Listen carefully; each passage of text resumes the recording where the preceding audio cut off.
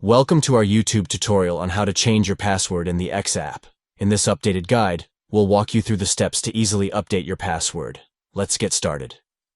To begin, open the X app on your Android device. Once the app is open, locate your profile picture at the top left of the screen. Tap on your profile picture to access the settings menu. Now, tap on Setting in Support to proceed. Within the settings menu, look for the option labeled Settings and Privacy and tap on it. This will open the settings and privacy options for your account. From there, tap on Your Account to access your account settings.